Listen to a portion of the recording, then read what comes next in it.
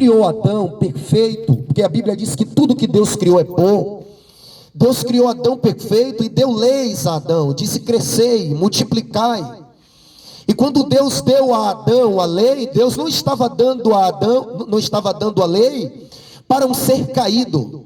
Deus não estava dando a lei pensando em Adão como um crente ou como um descrente, mas Deus estava dando a lei para o ser humano.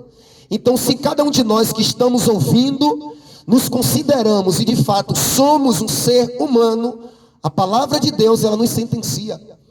A palavra de Deus é para nós, porque da palavra de Deus depende a vida de todo o ser humano.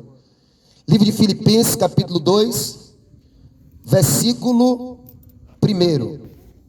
Esperar só o vento contribuir aqui. Nos diz: exortação ao amor fraternal e à humildade. Versículo 1. Se há, pois, alguma exortação em Cristo, alguma consolação de amor, alguma comunhão do Espírito, se há entranhados afetos e misericórdias, completai a minha alegria, irmãos, de modo que penseis a mesma coisa, tenhais o mesmo amor, sejais unidos de alma, tendo o mesmo sentimento, nada façais por partidarismo ou vanglória, mas por humildade, considerando cada um os outros superiores a si mesmo. Não tenha cada um em vista o que é propriamente seu, senão também cada qual o que é dos outros. Amém? Até aí. Cada vez que eu faço menção de um texto das Sagradas Escrituras, dentro de mim eu me alegro, irmãos, em saber que Deus nos deu um campo de palavra, em saber que Deus nos deu um campo de fé, e tem alguns que compreendem, tem alguns que reconhecem quão grande amor tem nos amado o Pai, a ponto de nos deixar um livro que se chama Bíblia, e esse livro nos dá instrução para todas as áreas da nossa vida. Esse livro ensina o homem a viver em sociedade, embora muitas das vezes nós não sabemos tirar dele a resposta, mas ele tem todas as respostas. Esse livro ensina ao pai como agir como um filho rebelde. Esse livro ensina aos governantes como governar. Esse livro ensina, exorta, instrui, alerta os servos como eles devem proceder para com seu senhor. E acima de tudo, esse livro nos revela o caráter do Criador, louvado seja Deus. E a Bíblia, podemos assim dizer, que ela é o único livro, louvado seja Deus, em que fala do seu autor com tanta clara evidência, a ponto que a gente prega o sentindo, a ponto que o autor escreveu, inspirou os seus servos para escrever há mais de 2000 anos. Mas a Bíblia, ela é mais atual do que o jornal da Globo, que será emitido amanhã à noite. Louvado seja Deus. É por isso que o homem que entende a suficiência da palavra de Deus foi Jesus.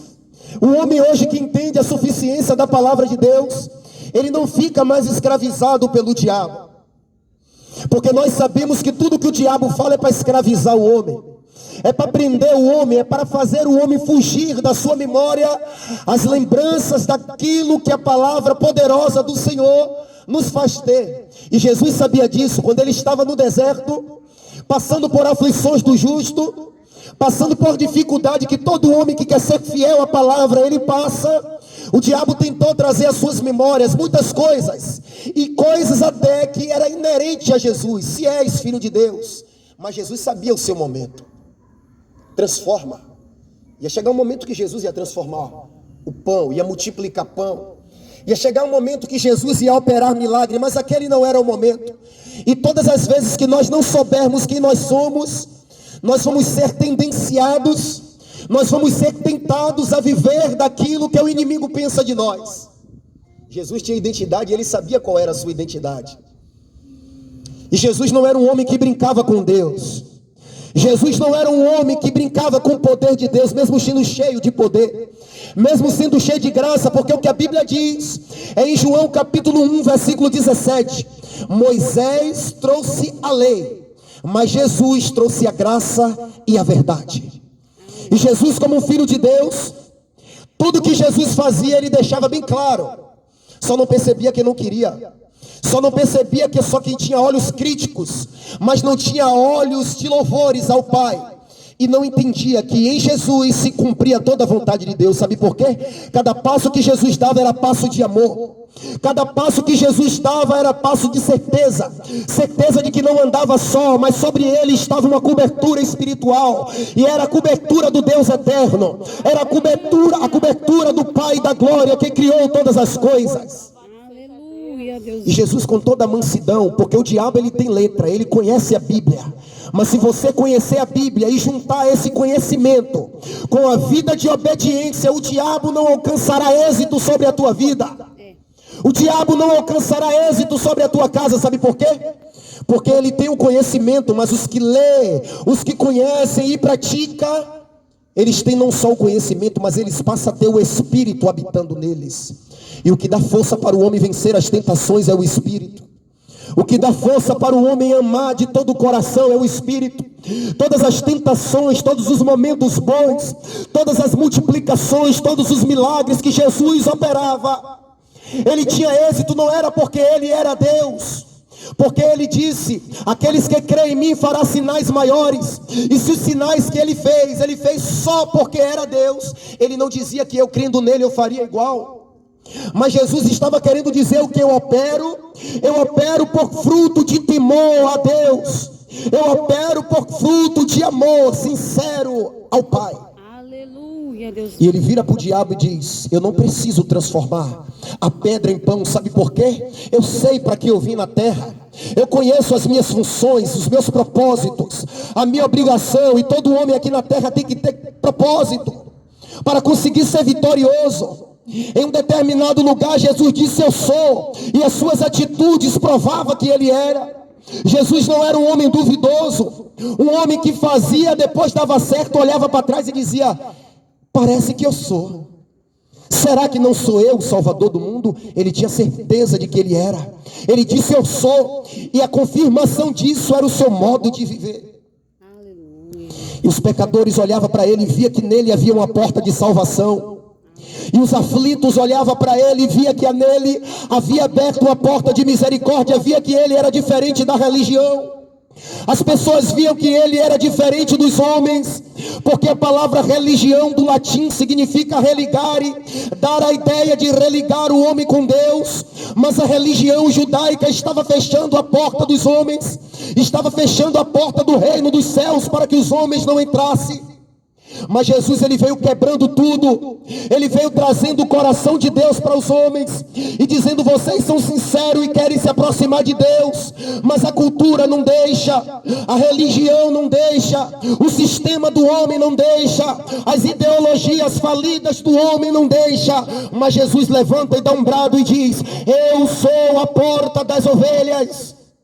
Quem entra por mim entrará, sairá e achará pastagem.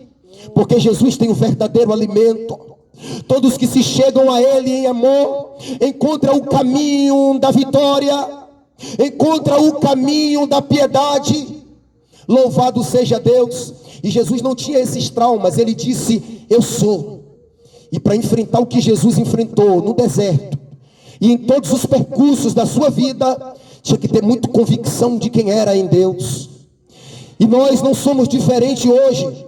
Nesse mundo de propostas e de ideologias, nesse mundo de tentações, ao qual nós podemos presenciar os que são mais velhos do que eu, que os valores da antiguidade têm sido abandonados por muitos. A Bíblia vem nos exortando, dizendo: não abrais mão dos conceitos que os vossos pais vos legaram. Mas o sistema está aí lutando para corromper a igreja de Cristo. Mas se a igreja de Cristo souber quem ela é no mundo, souber o chamado dela no mundo, louvado seja Deus, bendito é o Senhor Jesus, não vai haver possibilidade de a igreja sofrer corrosões, não vai haver possibilidade de você desistir. Porque Jesus disse: eu sou. E o diabo tentou frustrar ele. Deixa eu ver se ele sabe mesmo para que ele veio. Mas sabe por que Jesus sabia? O amor. O amor nos leva a saber quem nós somos. Sabe por quê? O amor tudo suporta. Estamos vivendo um tempo em que, se nós não amarmos o Senhor de todo o coração, não iremos suportar o que há de vir sobre a terra. Jesus suportou, sabia quem ele era. Sabe por quê? O amor tudo vence. O amor não se ufana. Jesus não veio se glorificar, mas tinha um que o glorificou, foi Deus. E o papel de Jesus era se humilhar. A Bíblia nos exorta a ter em nós os mesmos sentimentos que houve em Jesus, porque foi sentimento de varão aprovado, foi sentimento de quem tinha em si as insígnias do céu, e ele nos deixou pisadura. E quem olha para a vida de Jesus, os estudiosos estudam e tentam compreender que sentimento havia dentro dele, quando amava os que os perseguia, quando a Bíblia diz que ele, quando era maldito, não maldizia, mas bendizia. E ele trouxe para os habitantes da terra a expressão do verdadeiro amor, e disse: não é difícil, porque aquilo que eu não posso de mim mesmo, pelo Espírito Santo derramado no meu coração eu posso. Porque a Bíblia diz em Romanos capítulo 5, versículo 5, que o amor de Deus é derramado em nossos corações pelo Espírito. Aquilo que eu não tinha possibilidade, aquilo que o homem natural não conseguia, por causa da sua natureza caída, por causa do pecado que me incitava contra meus irmãos, o Espírito Santo hoje me faz conseguir. O Espírito Santo hoje me faz entender que entre mim e Deus está o meu próximo. E é impossível eu dizer que amo a Deus se eu não amar as pessoas, se eu não entender que dá media na minha casa, e dá media na casa dos irmãos, e dá media na casa das pessoas, e eu preciso viver de acordo às pisaduras de Cristo, porque ele se preocupava com as pessoas. Nós sabemos que não podemos fazer tudo, mas podemos fazer a nossa parte. Podemos deixar que haja em nós os mesmos sentimentos que houve em Cristo. Sentimento de verdade, sentimento de sinceridade. Ele não hesitava em olhar nos olhos das pessoas, e às vezes ser duro quando precisava, mas pensando na sua alma, pensando em que as pessoas encontrassem nele a direção. Ele não hesitava em olhar para as pessoas, para um Pedro, que ele seguia desde o início do seu ministério, e dizer: Pedro, essa não é a vontade de Deus para trás de mim, Satanás. Quem não conhece pensa que ele foi duro, mas não, é o amor que há em Jesus. A Bíblia diz: e tendo amado os seus que estavam no mundo, amor até o fim. Veja, faça um discernimento da vida de Jesus, e veja que ele desfez da sua glória e veio morrer por nós, por amor, não foi por obrigação. Porque não foi Deus que o deu, foi ele que o deu, que se disse, foi o próprio Cristo que disse: eis-me aqui, no rolo do livro está escrito a meu respeito, para fazer, ó Deus, a tua vontade. E Jesus se agradava em fazer a vontade de Deus. Alguém precisava morrer pela humanidade, alguém precisava ser um bode expiatório, alguém perfeito, alguém santo, alguém que não tivesse culpa, alguém que não tivesse o coração contaminado com ódio, o coração contaminado com as mágoas desta vida. E quem era? Moisés? Não. Elias? Não. Josué? Não. Jesus. Olhe para Jesus, foque os teus olhos nele, porque o que a Bíblia diz em Mateus capítulo 17, que Jesus, no monte da transfiguração, Jesus aparece conversando com Elias e Moisés, e o apóstolo Pedro olha para Jesus e disse: Jesus, bom está aqui. Jesus disse: não, bom está lá embaixo, entre as feras, exercitando o amor, porque lá você é tratado, lá você vê que você ainda precisa se esforçar, e muito, se esforçar em exemplo de amor e de bondade. Ele disse: bom está aqui, vamos fazer 3 tendas, uma para tu, uma para Moisés e uma para Elias. E eu posso ver em Pedro um ponto positivo, porque ele estava em cima do monte, sujeito aos elementos da natureza, ao frio, à chuva, ao sol, e ele não pensou nem nele. Ele poderia dizer: vamos fazer 4 tendas, uma minha, uma tua, uma de Elias e uma de Moisés. Mas o homem que entende o caminho do Evangelho não é um homem que pensa em si próprio. O homem que entende o caminho do Evangelho, ele encontrou o caminho do amor que há em Cristo Jesus. E Pedro não pensa nele. Mas Deus do céu, fazendo com que a glória fosse tirada de Moisés, tirada de Elias, fez com que os dois saíssem e ficasse só Jesus. E Deus dizendo: foca nele, Pedro, porque esse sentimento de piedade que está em ti vem dele, não vem de Moisés, não vem de Elias. A fonte é Jesus, o alvo é Jesus, o alfa e o ômega é Jesus. E todos que entendem isso faz como José. A Bíblia diz que a cultura de Israel era que a mulher adúltera tinha que ser apedrejada. E a Bíblia diz que José, desposado com Maria, Maria foi grávida, foi engravidada, foi gerada pelo Espírito. Só que ela sabia que ela não era adúltera, mas José não sabia. Deus sabia que ela não era adúltera, mas José não sabia. Mas sabe o que Deus está querendo dizer? Alguém que ama vai até o fim pelo que ama. Meu Deus. Alguém que ama suporta até o fim o que ama. O amor ele é sofredor. O amor suporta tudo. O amor não desiste. Aleluia, porque o verdadeiro amor está a sua origem está em Deus. A Bíblia diz que José não sabia que Maria era inocente. Para ele, Maria havia adulterado. Para ele, Maria havia o traído. Mas sabe o que é que José faz? A Bíblia diz: e sendo justo e não querendo infamar, decidiu largar Maria secretamente. Aí, se você for entender as leis e as culturas judaicas, você vai entender que a cultura judaica para a mulher que fosse pega no ato de adultério seria o apedrejamento. Mas também haveria uma sentença para o homem que encontrava a mulher virgem na casa do seu pai, tirava a virgindade da mulher e dizia: não achei ela virgem, porque para a sociedade Maria era virgem. O pai tinha prova da virgindade. O pai tinha prova da virgindade de Maria. Todos sabiam que Maria era uma mulher agraciada, era uma mulher pura. Mas sabe qual foi o pensamento que estava no coração de José? Eu vou largar ela secretamente. Sabe por quê? Eu prefiro sair como cafajeste, mas não a difamo. Eu prefiro perder, mas não coloco a culpa nela. Não quero que ela seja apedrejada. Sabe por quê? O amor é sofredor. O amor espera, o amor suporta. E sabe o que foi que aconteceu na vida de José? Ele, sem saber, contribuiu para que o plano de Deus se operasse na vida de Maria, e dela nasceu o Salvador. Imagine se José fosse um cafajeste, saísse falando mal de Maria, saísse difamando Maria, ela seria apedrejada. Jesus não nascia e não cumpria-se o plano de Deus na terra. É o plano de Deus que você suporte, é a vontade de Deus que você espere, porque Deus ele é juiz. Deus ele não é julgado, é ele quem julga tudo. Ele disse a Moisés: a mim pertence a vingança. Aleluia. E quando nós esperamos nele, Grande Deus. quando nós esperamos nele, nós obtemos o galardão de justo. A Bíblia diz no livro de 1 Tessalonicenses capítulo 1 versículo 6 que existem dois tipos de sofrimento. Existe o sofrimento que é fruto, é oriundo da minha vida de pecado. Esse eu não tenho por onde correr, eu tenho que sofrer as consequências. Porque o livro de Gálatas no capítulo 6 versículo 7 diz: ninguém vos engane, de Deus não se zomba, o que o homem semear, ele vai ceifar. Esse é o primeiro sofrimento. E o segundo sofrimento é o sofrimento do justo. O justo tem que passar aflição, para que fique bem claro que sobre a vida dele existe um Deus que dá vitória. Porque se nós não chorarmos, como iremos conhecer o Deus que consola? Se nós não passarmos dificuldade, como queremos conhecer o Deus que socorre?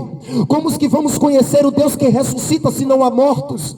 É por isso que Deus permite nós passarmos por situações que nós não queríamos, para que Ele se revele em nossa vida como Deus de todas as coisas, como Deus de todos os momentos.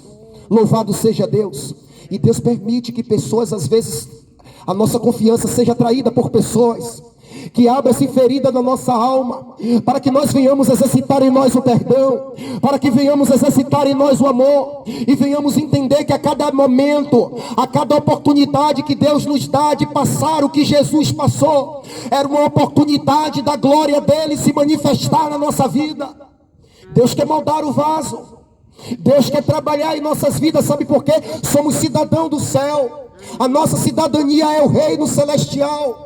E Deus não quer nos levar para lá de qualquer jeito. Deus quer trabalhar, porque no céu só entra lavado, no céu só entra puro, não entra ressentimentos. A Bíblia diz que Jesus aprendeu com o que sofreu. Deus teve que morrer Jesus. A Bíblia diz em Isaías 53, versículo 10: mas ao Senhor agradou moer Jesus, fazendo ele enfermar. Foi do agrado de Deus ver Jesus sofrendo, porque sabia que no sofrimento dele muitos seriam aperfeiçoados. Aleluia. Muitos seriam salvos. Agora, se nós quisermos esse evangelho de hoje triunfalista, os teus inimigos vão te ver lá em cima e eles vão estar lá embaixo. É um evangelho que não exercita em nós o sentimento de Cristo, o caráter de Cristo. Nós estamos nos distanciando sem saber, porque o evangelho ele tem o intuito de trabalhar comigo. Se todos os habitantes da terra entendessem isso, que o evangelho ele tem um objetivo de trabalhar na minha natureza, no meu caráter, e fazer-me apto, digno do reino dos céus, teríamos uma sociedade transformada. Mas nós não temos uma sociedade transformada, porque a sociedade que nós estamos vivendo é uma sociedade de transferências de responsabilidade. Jesus não trabalhava dessa forma. Jesus não trabalhava dessa forma. Ele entendia que a partir dele tudo começava. Estava no casamento uma multidão, e as pessoas olhavam para Jesus e via nele exemplo de alguém que tinha iniciativa, de alguém que fazia as coisas acontecerem, e foram até ele. E detalhe, a Bíblia diz, era o primeiro milagre dele. Mas como que levou alguém a ter tanta convicção? Nunca viu ele fazer milagre, se era o primeiro. Quem levou Maria a ter tanta convicção e olhar para ele sem nunca ter operado milagre e dizer, ele é possível, ele é capaz. Eu acredito. Sabe por quê? A vida de piedade, a vida santa, a vida oculta de Jesus era uma vida que até por trás do seu ministério apontava para uma glória, apontava para uma certeza. É por isso que ele disse, o meu reino não é deste mundo. Aleluia. E todos que seguem Jesus têm esse sentimento, irmãos. Todos que seguem Jesus buscam a casa, busca, porque ele precisa estar protegido do sol, da chuva. Busca uma melhora, busca uma faculdade, busca. Todos que creem em Jesus, busca ser um empresário, busca. Agora o maior anseio da sua alma, o maior desejo é a fidelidade. A irmã Fabiana leu aqui, ela falou, dizendo, mesmo tendo pouca fé, não negaste meu nome. Sabe por quê? O negar o nome de Jesus não está atribuído às minhas forças, mas está atribuído ao meu amor, porque aquela igreja tinha pouca força, mas tinha um amor profundo, tinha uma graça profunda no seu coração, e o amor levou a igreja a suportar, o amor levou a igreja a passar por aflições, e dizer, ainda que meu corpo se desfaça, eu tenho da parte de Deus um tabernáculo eterno, que ele me prometeu e ele não falha. Ele não é homem que minta e nem filho do homem que se arrependa. Aleluia, Deus vive. Levou aquela igreja a olhar. E toda igreja que vive nesse sentimento é um exemplo de comunidade, é um exemplo de igreja como a igreja de Atos. A Bíblia diz que não havia entre eles necessitados, tudo era comum, era uma alma de todos, era um espírito, era um sentimento de todos. Sabe por quê? Entendeu o evangelho, entendeu que não era só a família dele que precisava ser ganha para a salvação. A Bíblia diz que cada um que tinha propriedade, eles vendiam e não ficava com 70 e dava 30, não. Eles repartiam conforme a necessidade. Isso me leva a entender que se o Senhor precisasse de 70 e eu de 30, o que era meu, o amor me conduzia a suprir a sua necessidade. Era uma prova evidente de que o amor de Deus estava atuando naquela igreja. Depois que a Bíblia dá os exemplos de amor que a igreja vivenciava, os exemplos de bondade, de repartição que a igreja presenciava, aí depois a Bíblia se preocupa em falar dos sinais. Sabe por quê? Não há sinal se não houver amor. Não há milagre se não houver profundo sentimento de uns para com os outros, entendendo que vamos para o mesmo céu, que somos filhos do mesmo Pai, que só houve um sangue. A Bíblia diz que só há uma fé e todos estamos nela. Só há um Senhor, só há um Deus, só há um batismo. E nós não podemos deixar que o sentimento de egoísmo se instale no nosso coração. Louvado seja Deus. A Bíblia diz que só há uma fé. E chega lá, não vamos dizer, eu servi o Deus de Abraão e o outro Deus de Isaac. O apóstolo Paulo disse, vocês têm dons espirituais, mas são meninos. Por quê? A partidarismo, a vanglória, a exaltação humana.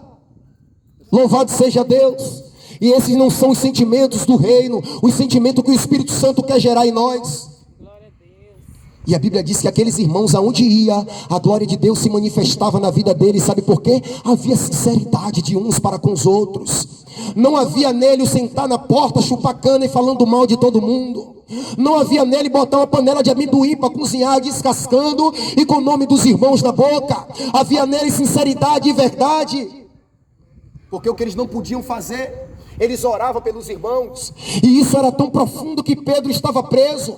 E a casa de Maria era um ambiente de comunhão. Era um ambiente onde ele se encontrava. Que quando Pedro é solto, quando Pedro sai da prisão, para onde Pedro vai? Pedro sabia que ali era o local de comunhão. Pedro sabia que ali era o local onde ele ia encontrar os irmãos. Jesus, quando estava sendo traído por Judas, Jesus disse: amigo, com beijo tu me traz. Jesus estava dizendo: eu me tornei o teu inimigo, mas para mim tu não é meu inimigo, porque em mim só há bem. Porque o homem da justiça, ele não tem inimigo. O homem da justiça, ele ora por todos.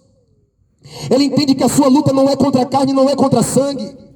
Louvado seja Deus. E o apóstolo Paulo, ele foi vitorioso. E ele, como alguém que implantava igrejas, como alguém que temia que o seu esforço fosse vão, ele teve que exortar a igreja de Filipenses, porque ele via que a igreja estava indo bem. Ele via que a igreja começou no Espírito. E ele temia que aquele fervor da igreja, vindo do amor de uns para com os outros, se tornasse nada. E é o que Paulo disse aos Filipenses no capítulo 1. Não precisa os irmãos abrirem. Olha o que Paulo disse. Veja como Paulo conseguiu colher tão fruto da igreja de Filipenses, a ponto que Paulo disse: dou graças ao meu Deus por tudo que recordo de vós, fazendo menção de vocês em todas as minhas orações. O apóstolo Paulo viu que a igreja de Filipenses era uma igreja que abraçou a palavra, o evangelho de Cristo, com uma avidez tão profunda, com um amor tão grande, que o apóstolo Paulo disse: não há necessidade de que eu acrescente mais nada, porque o amor de vocês se tornou tão progresso, tão evidente, que até para Tessalônica vocês mandaram o suficiente para as minhas necessidades. Quando chega no capítulo 2, o apóstolo Paulo diz: se há entranháveis afetos, se há alguma alegria, se há alguma palavra de exortação, você poderia olhar, nós poderíamos olhar, nós hoje estamos limitados a muitas coisas, nós poderíamos dizer: com que é que eu consigo completar a alegria desse homem? Fazendo ele ser aprovado no auxílio emergencial? O apóstolo Paulo disse: se há algum afeto ainda, se existe sentimento, se existe altruísmo, completai a minha alegria. Aí quem está olhando pode dizer: como que eu consigo completar a alegria dele? Dando uma casa com suíte, com piscina a ele? Paulo disse: não, as coisas que é grande para Deus, para os homens é loucura para Deus. Deus costuma ir na contramão do mundo, valorizar as coisas que são mínimas. E o apóstolo Paulo disse: sabe como é que vocês completam a minha alegria? Pensai a mesma coisa uns com os outros. Não haja divisões uns com os outros, porque somos membros do mesmo corpo. Quando a mão está ferida, o pé que sai, porque quem anda na rua não é a mão, é o pé. Mas quando a mão está doente, o braço está quebrado, o pé não sai. Nós falamos: não vou não, porque meu braço está doendo. Não há divisão no nosso corpo entre os membros, não há partidarismo, porque entendemos que somos um. E aonde nosso pé nos leva, a cabeça sofre as influências, os olhos sofrem as influências. E por que nós não dizemos: não, meu pé não vai não, mas meu braço vai. A minha orelha não vai não, mas o meu coração vai. Porque sabemos que somos um. E se temos a certeza de que em Cristo nós somos um, precisamos viver como um corpo. Precisamos viver como um tal, chorar com os que choram, se alegrar com os que se alegram. Isso é lindo, irmãos. É uma prova de que o Espírito Santo está em nosso meio. Porque a maior evidência de que Deus está em um lugar não é a demonstração dos dons. Porque a Bíblia diz que havendo língua passará, havendo profecias passará. Em parte nós conhecemos, em parte profetizamos. Mas quando vier o que é perfeito, a revelação do verdadeiro amor, veremos a face do Pai e viveremos disso. E o que é em parte será aniquilado. A ponto que a Bíblia diz que 3 coisas permanecem: a fé, a esperança e o amor. E eu já disse o porquê o amor é maior deles. E eu disse ali. Alguém lembra porque eu falei que o amor é maior? A fé, a esperança e o amor. E o maior delas, a Bíblia diz que é o amor. A fé é importante. A esperança é importante, mas o amor é que ultrapassa a barreira. É o amor que me faz entender que Ele me amou primeiro, e a maneira que eu tenho de retribuir é o amar. Verdade. A fé, a Bíblia diz que... Vamos começar da esperança. A esperança, Romanos 8,35. Esperança que se vê não é esperança. Porque o que eu vejo, como eu espero. Esperança é só para coisas que não se vê. Porque quando eu vejo algo, eu não preciso mais esperar, eu já tenho uma concretização do que eu esperava. Então o amor, ele já está acima da esperança, porque a esperança está limitado ao invisível. A fé, a Bíblia diz que sem fé é impossível agradar a Deus. Mas fé é o firme fundamento das coisas que eu não vejo. Porque se eu vejo, eu não preciso de fé. Então, não é que eu excluo a fé e nem a esperança, mas eu já deixo de lado em relação ao amor. Porque fé está limitado ao invisível, mas o amor, ele transpassa. É o amor que nos faz estar aqui, nos faz gemer, chorando, dizendo: Deus, eu não estou aguentando, mas eu te amo. Eu amo aquela alma, por isso eu estou suportando. Sabe por quê? O amor, Deus diz: ama a mim. Os 2 maiores mandamentos é amor. É o pilar da criação do mundo. Deus amou o mundo de tal. E é de uma maneira tão incompreensível que o apóstolo João não encontrou palavras para descrever. E ele disse: de tal maneira. Meu Deus, que coisa linda, Senhor. E Moisés viu isso. Eu vou voltar para essa reflexão. Moisés viu isso. A Bíblia diz, e aqui eu encerro rapidinho. A Bíblia diz que Deus usou Moisés para dar a lei ao povo de Israel, o Pentateuco, os primeiros 5 livros da Bíblia, mas só que o povo era muito propenso para o mal. O povo não conseguia obedecer à lei porque o coração de Israel estava vencido pelo Egito, vencido pelo aquilo que comeu lá fora. Deus olha para o povo e diz: eu vou simplificar, eu vou resumir toda a lei em 10 mandamentos. E aí vamos ter lá os 10 mandamentos: guardarás os sábados, amarás o Senhor, amarás o próximo, não cobiçarás a mulher, não cobiçarás os bois. Todos os 10 mandamentos. Mas o povo de Israel tornou quebrar os 10 mandamentos. E Deus, em preocupação, querendo que o homem guarde a sua palavra, o que foi que Deus fez? Deus disse: Moisés, está muito pesado. Eu vou enviar Cristo, meu filho, e ele vai viver toda a lei e mostrar que através dele existe uma possibilidade de os homens viverem uma vida no meu agrado. Jesus viveu toda a lei de Moisés, tudo se cumpriu nele. Ele é a expressão exata de todas as coisas. E Jesus, como cumprimento da lei, ele resumiu os 10 mandamentos em 2, para que todo homem conseguisse cumprir os 2 mandamentos. Porque toda lei, todo sentido da vida depende desses 2 mandamentos. Quais são? Amar a Deus sobre todas as coisas. Amará a Deus acima de todas as coisas e amará o próximo. Como a ti mesmo. Amará a Deus sobre todas as coisas e amará o próximo. Como a ti mesmo. Jesus mudou. Ele disse: amarás o próximo como eu vos amei. Porque o amor dele é incondicional. O amor dele é eterno. O amor dele não é um amor efêmero. Não é um amor que busca interesses. Porque a lei dizia: amarás o próximo como a ti mesmo. Mas tinha muitos naquela época que não se amavam. Jesus disse: vos dou novo mandamento, que vos ameis uns aos outros como eu vos amei. Porque eu sei que eu tive por vocês um verdadeiro amor, um amor que se sacrificou, um amor sacrificial que foi até o fim, que não veio buscar, que não veio obter, mas veio se entregar. É por isso que o amor é maior, porque Deus disse: amarás o Senhor teu Deus de todo o coração. Alguém aqui vê a Deus? Deus está dizendo: amarás o que não vê, mas também amarás o próximo como a ti mesmo. Nós vemos uns aos outros, e o amor, ele transpõe barreiras. Ele não está limitado apenas ao invisível, mas ele alcança o invisível e o visível. Todos que estão aperfeiçoados no amor estão aperfeiçoados em Deus. Amém, aleluia. Agora, isso são coisas que os homens não querem pregar.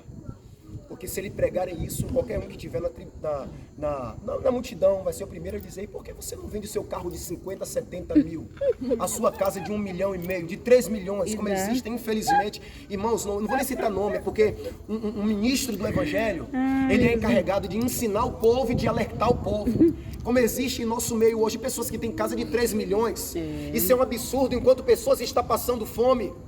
Pessoas que verdadeiramente não acreditam no Evangelho, prega da boca para fora, mas não acreditam no verdadeiro amor de Deus, que nos constrange.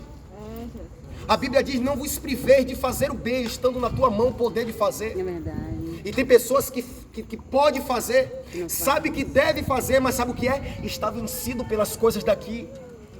Eu tenho até o ovo, mas só que eu tenho dois, o de hoje e o de amanhã, e não entende, se eu der, amanhã vai faltar, e não entende que a abundância de Deus vem quando nós repartimos. Estava ali uma multidão, mas havia alguém que tinha pão, e Deus ele faz com que esse pouquinho que nós temos, nós venhamos repartir, e às vezes vem uma multidão batendo. Aí Jesus disse: onde acharemos pães? Aquele homem poderia ser egoísta e dizer: rapaz, eu vim prevenido, não trouxe quem não quis. Mas eu acredito que aquele homem se disponibilizou e disse: eu tenho.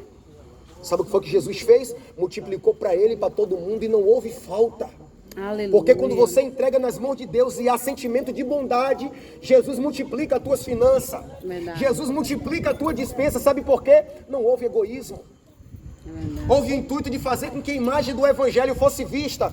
Estamos vivendo hoje uma geração que as pessoas não se esforçam 1% para fazer com que o Evangelho seja visto na vida delas. Elas falam: até onde der eu vou. Esse não é o verdadeiro amor. O verdadeiro amor é um amor que se sacrifica. É um amor que vai um pouquinho mais além. Sabe por quê? A força do Espírito Santo. Se coloque de pé, por favor, irmãos. Com essa dimensão, quando ele disse: ide no meu nome, expulsai, ide no meu nome, curai. Mas nós precisamos crer em toda a sua promessa. Não precisamos pegar só a parte que nos apraz naquele momento que nós estamos precisando. Deus, eu quero orar por alguém agora, e agora eu vou ter que orar e o Senhor vai ter que fazer. Não é assim. Nós precisamos primeiro demonstrar o amor. Aí quando Deus olhar para nós e dizer: ali há sentimento de amor, ali há sentimento de verdade, ali há sentimento de sinceridade. A Bíblia diz que ele não deixou a alma de Cristo na morte. A Bíblia diz que Jesus foi exaltado por Deus, humilhado por ele mesmo. Ele nasceu humilhado, porque ninguém humilha humilde. Não entenda como humilhação, muitas das vezes, aquilo que o Evangelho nos pede, porque é Deus trabalhando em nós para nos fazer apto à sua vontade. Quando Jesus ele veio vazio de si mesmo, se dispôs a fazer a vontade de Deus, a Bíblia diz: pelo que também Deus o exaltou. Jesus não se exaltou. Deus lhe deu um nome que está acima de todo nome. Para quê? Aleluia. E o nome de Jesus hoje é um nome excelente, para que ao nome dele todo joelho se dobre. Glória a Deus. O que nós falamos aqui anteriormente, há uns dias atrás, foi que como Jesus teve um nome excelente e tem, a promessa de Deus é que nós teremos um novo nome que só quem recebe sabe. Aleluia. Louvado seja Deus.